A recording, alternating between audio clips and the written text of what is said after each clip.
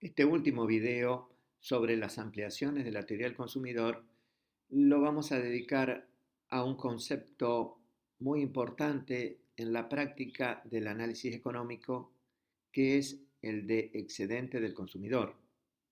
Decimos que es muy importante porque es muy utilizado en la evaluación de políticas y también de proyectos de inversión, sobre todo si están relacionados con el sector público. Para poder desarrollar este concepto, lo primero va a ser encontrar las demandas ordinaria y compensada de un tipo de bien muy especial, que es lo que vamos a hacer aquí. Tenemos en este gráfico un equilibrio inicial. Supongamos que ahora baja el precio y la recta de presupuesto se va a desplazar entonces de la forma acostumbrada y eso nos permite obtener un equilibrio final.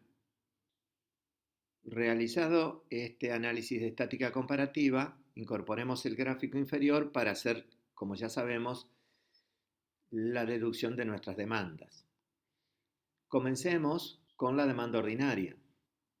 Para ello, bajamos la cantidad X asterisco y nos preguntamos cuál era el precio que estaba vigente cuando el consumidor demandaba esta cantidad. Ese precio va a ser el más alto, va a ser el que llamamos PX asterisco, así que lo marcamos y este es un punto de la demanda ordinaria.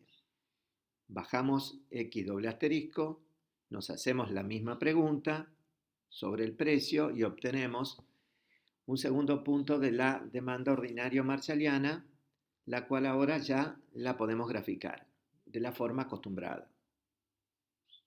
Vamos ahora a deducir la demanda compensada. Como dijimos en el video anterior, la demanda compensada mantiene constante el ingreso real, mantiene constante el bienestar de nuestro consumidor. Por lo tanto, si partimos de esta situación de equilibrio inicial y hacemos bajar el precio, lo que observamos es que el consumidor se siente más rico. Si queremos mantener constante el ingreso real o el bienestar, debemos compensarlo para que se sienta tan rico como antes del cambio de precio. Y entonces lo hacemos. Y acá encontramos lo novedoso o lo especial. Lo que ha ocurrido es que el punto S que se obtiene cuando compensamos a nuestro consumidor se encuentra exactamente para el mismo valor del bien X que el punto final de nuestra demanda marshalliana. Es decir, lo que está ocurriendo es que X doble asterisco es exactamente igual a XS. ¿Y esto qué nos está señalando? Nos está señalando que estamos en un tipo de bien muy especial porque estamos en un bien llamado neutral al ingreso. Se llama así porque esta variación, que es el efecto total, es también el efecto sustitución. Por lo tanto, estamos en un bien que no tiene efecto renta. Y eso es lo que hace que le demos el nombre de neutral al ingreso. Si ahora con esta situación nos proponemos deducir la demanda compensada, lo que vamos a observar es que en el gráfico inferior también X doble asterisco va a ser igual a XS. Por lo tanto, este segundo punto, que era nuestro punto de la demanda ordinaria, también lo es de la demanda compensada. Quiere decir que nuestra demanda compensada se superpone a la demanda ordinaria. Aquí no tenemos dos demandas, tenemos una sola. Y entonces surge la pregunta, ¿por qué es así? ¿Dónde está el secreto de que ocurra esto? La respuesta está en las curvas de indiferencia. Lo que está ocurriendo es que nosotros hemos dibujado curvas de indiferencia para reflejar el bienestar de nuestro consumidor muy especiales, curvas de indiferencia que son paralelas. Cuando hablamos de curvas, no alcanza simplemente decir que si dos curvas no se cortan, son paralelas, como usualmente decimos cuando hablamos de rectas. Para que dos curvas sean paralelas, las pendientes de las rectas tangentes a la curva para un mismo valor de x deben ser las mismas, como ocurre en este caso. En este punto, x doble asterisco o xs, la pendiente de la recta tangente a la curva en el punto S es exactamente igual a la pendiente a la recta tangente en el equilibrio final. Cuando ocurre esto, la distancia entre las curvas se mantiene constante y eso hace o eso permite decir que las curvas son paralelas. Un detalle que tienen las curvas de indiferencias cuando son paralelas es que cortan el eje Y y eso va a ser muy importante para nosotros. Si se usan curvas de indiferencias que son paralelas, entonces se está haciendo un supuesto muy especial, que el valor del dinero no cambia. Esta idea es muy interesante, pero tiene un problema, porque lo usual es que el valor del dinero cambie cuando cambie la riqueza del consumidor. Lo normal es que cuando el consumidor se siente más rico, el valor del dinero se reduzca. Aquí estamos en una situación muy especial, donde el valor del dinero no cambia cuando cambia la riqueza del consumidor. Y eso nos permite definir un concepto muy importante que es precisamente el concepto de excedente del consumidor. Así que lo vamos a hacer en esta diapositiva. Comencemos incorporando nuestras curvas de indiferencia muy especiales, que son paralelas, o sea que su distancia se mantiene constante cuando cambia x, y con la otra particularidad que cortan al eje Y.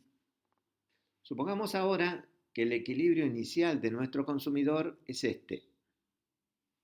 Es decir, nuestro consumidor no está consumiendo el bien X. Como el bien Y representa a todos los otros bienes excepto el bien X, este punto es el ingreso.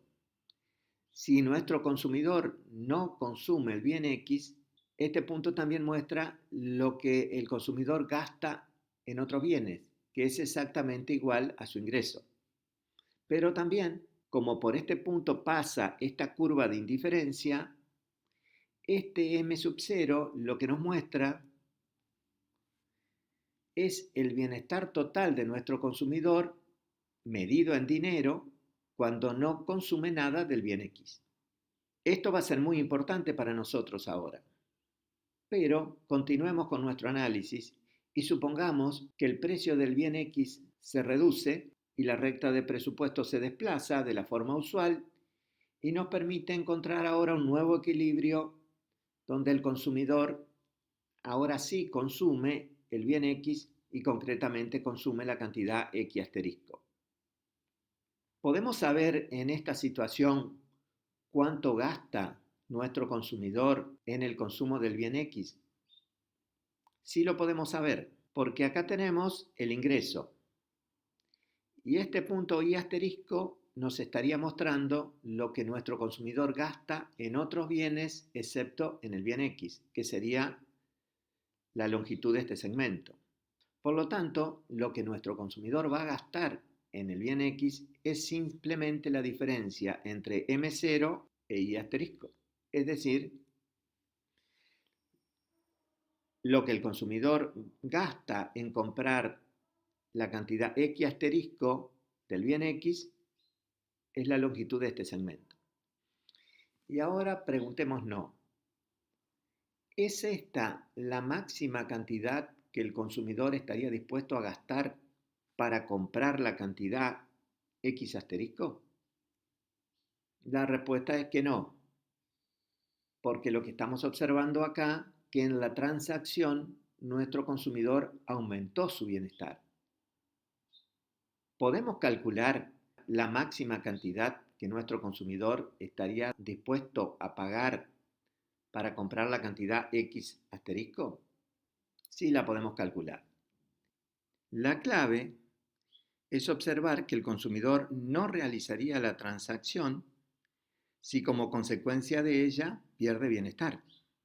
Es decir, que lo máximo que pagaría es aquella cantidad de dinero que le permita mantener el bienestar constante. El dinero que el consumidor dispone es M0, así que marquemos esta línea hasta el valor X asterisco. Si ahora nos situamos en este punto y comenzamos a bajar de esta altura por la coordenada del valor X asterisco, estaríamos reflejando cómo variaría el gasto de nuestro consumidor para comprar la cantidad X asterisco. Como aquí pasa, ¿no? Si llegamos a cero, sería el caso que nuestro consumidor gastara todo su ingreso en comprar la cantidad X asterisco. Pero claro, hasta cero no va a llegar. Y entonces, ¿hasta dónde va a llegar? Simplemente hasta este punto. Va a llegar hasta aquí porque si se ubica en este punto va a permanecer en la misma curva de indiferencia que estaba antes de la transacción cuando su dinero era M0. Si realiza todo este gasto que está señalado con este segmento verde, va a mantener el bienestar constante. Por lo tanto, la longitud de este segmento verde va a estar mostrando lo máximo que el consumidor estaría dispuesto a pagar para comprar la cantidad X asterisco. Ahora, lo que el consumidor gasta en comprar X es simplemente esta parte de este segmento verde, que es esto, ¿no? Y entonces, si todo el segmento verde es lo que estaría dispuesto a gastar, pero solo gasta esto, ¿qué es la distancia entre ambas curvas de indiferencia? Esa distancia es el bienestar que le genera realizar la transacción. Esa misma distancia, como las curvas de indiferencia son paralelas, la podemos medir aquí. Y esta distancia, en definitiva, ¿qué es lo que está midiendo? El excedente del consumidor. Por eso es que se define como la diferencia entre lo que el consumidor está dispuesto a pagar y lo que realmente paga. Si ahora nos concentramos en este segmento, podemos observar que este extremo, donde la nueva curva de indiferencia corta el eje Y, nos va a mostrar el bienestar medido en dinero que nuestro consumidor va a experimentar después de realizada la transacción. Por lo tanto, la diferencia entre BX asterisco y M0, que es el excedente del consumidor, es una medida del cambio en el bienestar que experimenta el consumidor cuando realiza la transacción en el mercado, con la enorme ventaja para las comparaciones de estar medido en dinero. Esta medición en realidad es posible porque como estamos usando este tipo de curvas de indiferencia, el valor del dinero, que es la unidad de medida, no cambia. Si cambiara, obviamente, existiría un problema. ¿Se imaginan medir el largo de una habitación con 1 metro de goma? Imposible. Entonces, como este concepto se advierte como interesante, aparece este señor que se pregunta, ¿y cómo podría medirse en la práctica el excedente del consumidor? La respuesta la vamos a tener que dividir en tres partes. Primero, vamos a tener que comprender el concepto de disposición marginal a pagar. Así que vamos a este trabajo. La disposición marginal a pagar lo que mide es lo máximo que nuestro consumidor estaría dispuesto a pagar por la última unidad que compra. Es decir, es una medida por unidad, es una tasa de cambio. Ya no vamos a hablar entonces simplemente de disposición a pagar, que sería una cantidad total, sino que vamos a hablar de disposición marginal a pagar, o sea, por unidad. Para hacer este análisis, comencemos marcando esta situación. que sería una situación donde nuestro consumidor no consume nada del bien X. También recordamos aquí, porque es importante tenerlo siempre en cuenta, que M0 mide el bienestar total del consumidor en dinero. Supongamos ahora que el consumidor pasa a este punto. ¿Qué es esta magnitud B1? Como estaba en M y no gastaba nada en el bien X y ahora pasó a comprar una unidad, e I1 representa lo que va a gastar en consumir los demás bienes, B1 lo que representa es lo que nuestro consumidor va a gastar si compra la primera unidad del bien X. Pero además, como ello lo hace permanecer en la misma curva de indiferencia, es decir, que mantiene constante el nivel de bienestar, peso 1 también es lo máximo que nuestro consumidor estaría dispuesto a pagar por esa primera unidad que compra. Es decir, que es la disposición marginal a pagar por esa primera unidad. Ahora, ¿a qué es igual B sub 1? Como mostramos aquí, es un estimador de la tasa marginal de sustitución de nuestro consumidor cuando no consume nada del bien X y evalúa pasar a consumir la primera unidad. Esto es sencillo de comprobar. Obsérvese que B sub 1 es el delta I. Es el cambio que se produce en I cuando pasa de M0 a I sub 1. Y el delta X es la unidad. Por lo tanto, el cociente incremental es B sub 1. Supongamos que ahora el consumidor pasa a este nuevo punto. ¿Qué sería ahora B sub 2?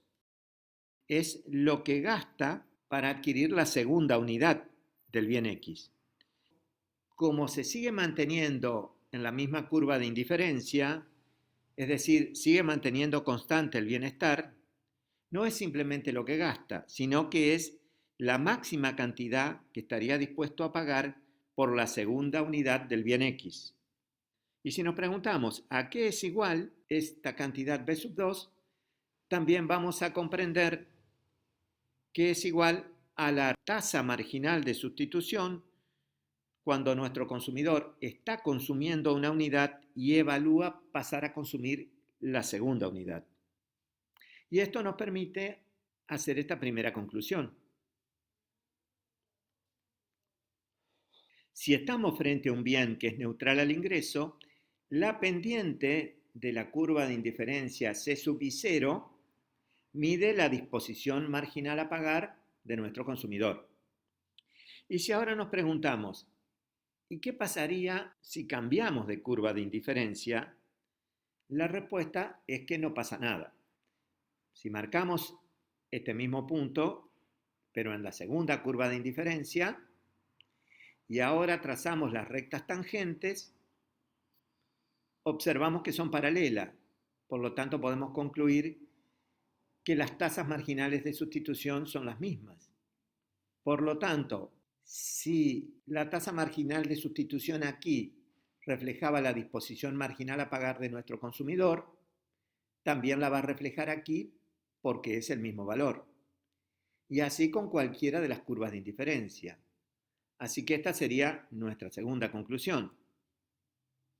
Como las curvas de indiferencia son paralelas, la pendiente de cualquier curva de indiferencia mide la disposición marginal a pagar. Ahora que ya comprendemos el concepto de disposición marginal a pagar y sabemos cómo medirlo, vamos a la segunda de las tres partes en que dividimos la respuesta a nuestro amigo respecto de cómo medir el excedente del consumidor. Vamos en busca de una función que mida esta disposición marginal a pagar. Lo que tenemos aquí es la deducción de la curva de demanda compensada con la cual habíamos comenzado este video. Con esta gráfica vamos a razonar para encontrar la función buscada, es decir, la función que me muestre la disposición marginal a pagar. Para hacer este trabajo nos situamos aquí en X asterisco Y observamos que el precio que se relaciona con esta cantidad demandada, según la demanda compensada, es P de X asterisco. Y ahora nos hacemos la siguiente pregunta. ¿Qué mide este precio? Para contestar, tenemos que ir al gráfico de arriba y concentrarnos en este equilibrio. Lo que mide en realidad es la tasa marginal de sustitución en X asterisco. ¿Y por qué es así? Para contestar, debemos recordar que en estos análisis estamos suponiendo que el bien Y representa todos los demás bienes excepto el bien X. Y eso es lo que explica esta igualdad. Veámoslo un poquito más en detalle. Como habíamos dicho en un video anterior, si el bien Y son todos los demás bienes excepto X, la unidad de medida en que se mide dicho bien es el dinero. Es decir, como dice en este título, el bien Y se mide en dinero. ¿Qué cambia con la tasa marginal de sustitución de equilibrio si el bien Y se mide en dinero? Lo que ocurre es lo siguiente.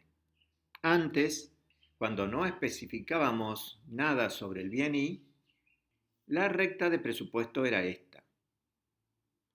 Después de realizar la especificación del que el bien Y son todos los bienes, como ya vimos, la recta de presupuesto pasó a ser esta. Como el bien Y se mide en dinero y el precio del dinero es un peso, desaparece el denominador de esta expresión y la recta de presupuesto queda de esta forma. Ahora pasemos al equilibrio.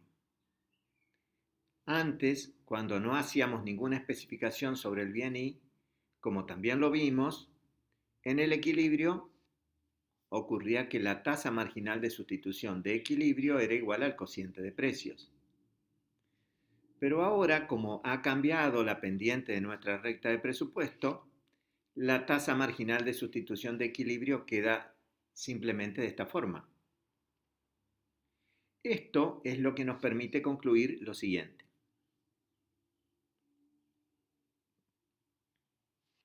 Si el bien Y se mide en dinero, pasa a ser lo que normalmente se llama el numerario y define la unidad de medida en que se mide la relación marginal de sustitución de equilibrio y también el precio del otro bien. Y a esto podríamos agregarle lo que dice este señor. Como el bienestar se mide en dinero, el precio del bien X, que es igual a la relación marginal de sustitución en el equilibrio, se puede pensar como el bienestar total que genera la última unidad que compra el consumidor. Ahora volvemos al gráfico de abajo y nos situamos en este segundo punto, X doble asterisco. Y observamos que el precio que nuestra demanda compensada relaciona con esta cantidad es P de X doble asterisco. Y nos volvemos a preguntar, ¿qué mide este precio? De vuelta, para contestar, tenemos que ir al gráfico de aquí arriba y observar este punto. Y entonces la respuesta es que mide la tasa marginal de sustitución para X doble asterisco. Esto nos permite comprender que los precios en realidad son tasas marginales de sustitución medidas en dinero. Pero si somos un poquito más de detallistas, también podemos observar que todas estas tasas marginales de sustitución que se corresponden con estos precios que aparecen relacionados con las cantidades según la demanda compensada, todas están sobre la misma curva de indiferencia. Por lo tanto, son precios que si se pagan permiten mantener constante el nivel de bienestar. Es decir, estos precios en realidad ¿qué son? Son mediciones de la disposición marginal a pagar de nuestro consumidor. Esto entonces es lo que nos lleva a concluir que los precios que se relacionan con las cantidades consumidas En la demanda compensada miden la disposición marginal a pagar. Es decir, es verdad lo que dice este señor. Y la inversa de la demanda compensada es la función que estamos buscando. La función de la disposición marginal a pagar. Decir que es la inversa, como dice este señor, es porque las variables están invertidas. En la demanda compensada, la variable independiente es el precio. Por eso, conociendo el precio, yo me pregunto cuál es la cantidad demandada y llego a que va a ser X asterisco o doble asterisco. En la función disposición marginal a pagar, la variable independiente es la cantidad. Entonces, conociendo la cantidad, esta curva que representa la disposición marginal a pagar, lo que me muestra entonces es, como variable dependiente, la disposición marginal a pagar de esa cantidad consumida. Como podemos observar aquí, la disposición marginal a pagar es decreciente, o sea, la función de la disposición marginal a pagar tiene pendiente negativa. Y eso es simplemente porque, como es la pendiente de una curva de indiferencia cualquiera de todas las que tenemos cuando la utilidad es cuasi lineal, y aquí la tasa marginal de sustitución es decreciente, la disposición marginal a pagar de los consumidores va a ser decreciente. Ahora sí, conocida la función de la disposición marginal a pagar, podemos pasar a la tercera y última parte para contestarle a nuestro amigo cómo medir el excedente del consumidor. Lo que tenemos en este gráfico es nuestra curva de demanda compensada que hemos obtenido a partir de suponer que nuestro consumidor es neutral al ingreso en relación con el bien X. Lo que vamos a hacer aquí es simplemente utilizar los conceptos antes vistos para poder calcular de una manera práctica, usando esta demanda, el excedente de nuestro consumidor. Supongamos que en el mercado, para el bien X, el precio que se venden las unidades es P de X asterisco. Y ahora consideremos que nuestro consumidor está evaluando comprar la primera unidad. ¿La compra o no la compra? La va a comprar porque tiene un excedente positivo. Lo que hemos marcado con esta superficie celeste sería la disposición marginal a pagar por la unidad 1 de nuestro consumidor. Sería lo máximo que estaría dispuesto a pagar por la unidad 1. También esta magnitud estaría mostrando en dinero el bienestar total que le genera a nuestro consumidor comprar y consumir esta primera unidad. La compra, sí la compra, porque ¿cuánto paga por esta primera unidad? Paga el equivalente a la superficie sombreada con verde. Por lo tanto, como solo paga esta magnitud y el bienestar medido en dinero se lo brinda todo el rectángulo celeste, el consumidor aquí realiza la transacción porque goza del excedente que ahora pintamos con amarillo. La superficie de este rectángulo amarillo sería el excedente del consumidor por comprar la unidad 1. Pasemos ahora a la unidad 2. Lo que marcamos en la superficie de este rectángulo celeste, lo que muestra es la disposición marginal a pagar por esta segunda unidad, que es menor que la primera porque, como dijimos, es decreciente. La compra a esta segunda unidad, si la compra, porque la superficie de este rectángulo celeste sería una medida en dinero del bienestar total que le genera a nuestro consumidor el consumo de esta segunda unidad. Y él simplemente ¿cuánto va a pagar? El equivalente a la superficie verde que acabamos de marcar. El consumidor ahora disfruta de un excedente por esa segunda unidad y le llamamos el excedente del consumidor de la segunda unidad. Así podríamos seguir razonando hasta este punto, que indicaría la cantidad que nuestro consumidor compra, que sería X asterisco. Si ahora pasamos a hacer este mismo análisis, pero ya considerando la cantidad X asterisco que el consumidor compra, y dejando el análisis discreto, o sea, por unidad, y pasando a un análisis infinitesimal, podríamos decir que si el consumidor compra esta cantidad X asterisco, el bienestar total que le genera en dinero consumir esta cantidad del bien X va a ser de la magnitud de la superficie que hemos pintado con celeste. Ahora, para comprar esta cantidad, lo que el consumidor simplemente va a pagar es el rectángulo que hemos pintado con verde.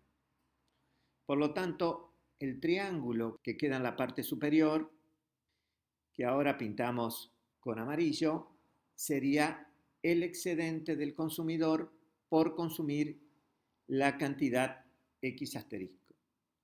El excedente del consumidor estaría reflejando una medida en dinero del incremento que se genera en el bienestar de nuestro consumidor cuando realiza la transacción entregando dinero y adquiriendo la cantidad X asterisco del bien X.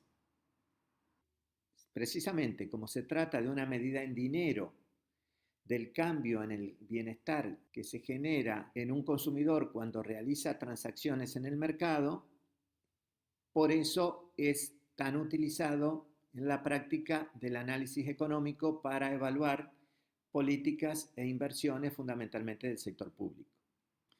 El tema es que para poder calcular de forma exacta el excedente del consumidor, tenemos que estar suponiendo que para nuestro consumidor el bien X genera preferencias que lo hacen neutral al ingreso. ¿Y qué pasaría si no podemos hacer el supuesto de que estamos frente a un bien neutral al ingreso para nuestro consumidor? Lo que ocurriría sería lo siguiente.